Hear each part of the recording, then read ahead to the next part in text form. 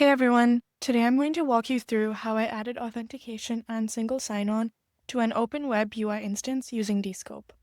By the end of this video, you will know how to gate an Open WebUI deployment behind secure login, set up Okta-based SSO through Descope, and automatically assign user roles without any manual approval steps. Let me start by showing you the finished result before we get into how I built it. So here's the Open WebUI instance I set up. When you navigate to it, instead of being able to access it freely, you are greeted with a login screen. You can see that there is a standard email and password option, but more importantly, there is a Continue with Descope button. When I click that, it takes me to the Descope authentication page where I can sign in with SSO or with Google. I can type my email and click Continue with SSO. It routes me through Okta to authenticate. Once I enter the code from Okta Verify and enter the password, once I provide my full name that I want it to display, I am logged straight into Open WebUI. Now the really cool part is role management. Instead of having to manually approve every new user from the admin panel, Descope automatically assigns roles based on what's configured in the user directory. So if a user has the admin role in Descope, they come in as an admin automatically in Open WebUI. And if they have user permissions, they come in as a regular user. No manual steps are needed. This is what we're going to build today, and let me walk you through exactly how I did it. Just for reference, here is the admin panel. These two users are the ones that have the admin role in the Descope console, so they automatically are able to log in as admins. And the other two are in the pending state, which I can edit from here. Before getting started, you will need a Descope account, which you can sign up for free at descope.com. You will also need an Okta account, and you can use the Okta Integrator free plan, which you can sign up for at developer.okta.com. And finally, you need Docker Desktop installed on your machine to run the Open WebUI container. So the first thing I did was create a new Descope project. In the Descope console, I clicked here and created a new project. I gave it a name and then selected non-production as the environment. Once the project was created, I clicked Get Started to go through the setup wizard. Here I selected businesses as the user type since we're building something for an organization. Then for authentication methods, I chose SSO and social login. I skipped MFA for now, and then I selected the login screen that shows both SSO button and the Google login option. After clicking through, Descope generated the authentication flows automatically, including sign in, sign up or in, and step up. Those are all the flows we need, and they are ready to go out of the box. We can see that by clicking into the Flows tab here.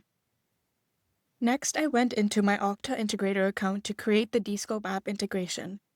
In the Okta admin console, I navigated to Applications and clicked Applications. Here I clicked Browse App Catalog and searched for Descope. Once this was created, I went onto the Sign On Options page and clicked OpenID Connect as the sign-in method. And for the callback URL, I entered this and clicked Done. Once that was saved, I made sure to copy the client ID and client secret, and these are the credentials I would use to connect Okta to Descope. Then I clicked this OpenID provider metadata link on the same page, which opened a JSON configuration file in the browser.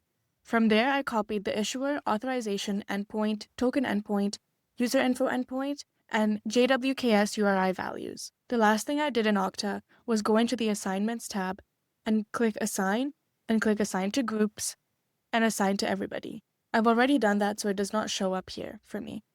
This is so that all users in the org can authenticate through it.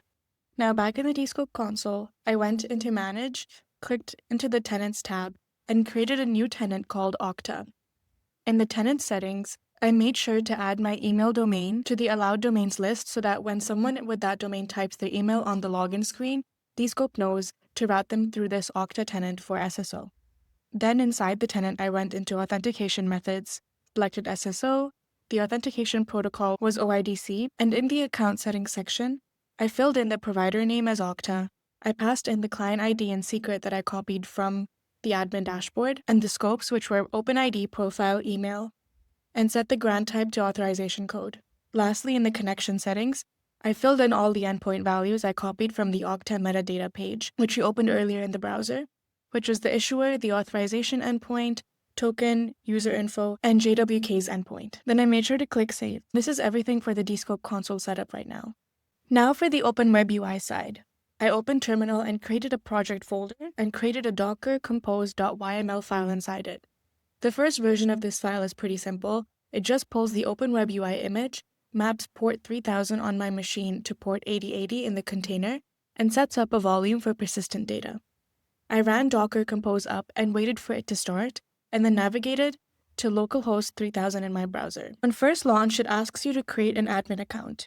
I filled in this email and password and created that account, so if I sign in, I'm immediately logged in as admin. You can see that here. This is the local admin account for managing the instance. And so now that I've confirmed that Open WebUI is running, I stopped the container and updated the Docker compose file to add the OAuth environment variables. There are a few key variables here. Enable OAuth signup. Set to true allows users to sign up via OAuth. Enable login form set to true keeps the email and password form available so I can still log in with my admin account. OAuth client ID is your Descope project ID, which you can find in the Descope console. OAuth client secret is the M2M access key, which I created by going into the Access Keys tab and creating a new one from here. Then OpenID provider URL is the discovery URL from the OIDC default application page in Descope. And the OAuth provider name is just the label that appears on the button, so I set it to Descope. After saving this file, I ran Docker compose up with the force recreate flag to restart the container with the new environment variables. When I went back to localhost 3000 and signed out, the login page now has this option to continue with Descope. So to test it out, I clicked continue with Descope, which took me to the Descope authentication page. And from there I can sign in with Google or enter my email and use SSO through Okta. And after logging in with an account that does not have an admin role like this one, it will ask me to provide my full name and the account activation pending page. This is expected behavior for the new users. From the admin panel, I could find this new user listed as pending and approve them manually. But the whole point of using a proper auth provider is to not have to do that manually. And this is where role management comes in.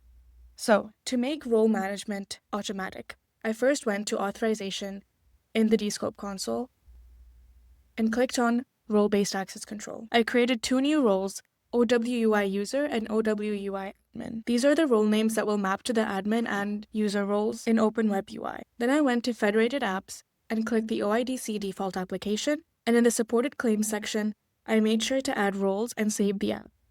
This tells Descope to include role information in the token it sends to Open WebUI. Now back in the Docker compose file, I added a few more environment variables. Enable OAuth role management set to true delegates role management to Descope. OAuth scopes gets expanded to include Descope.claims and Descope.custom-claims, so Open WebUI can read the role data. OAuth roles claim is set to roles, which is the custom claim we just added. And OAuth allowed roles is set to OWI user, mapping that Descope role to the regular user role in Open WebUI. And same with the OAuth admin roles, which is set to OWUI admin, mapping that to the admin role. I restarted the container again and ran localhost 3000. And so now to test the automatic role assignment, I will create a new user in the Descope console. You can see these are the ones that are already logged in. Let me delete this one for now. So I just deleted the previously created ones to show you how this would work. I create a new user with the login ID of the email that I'm going to sign in with, which will be this one.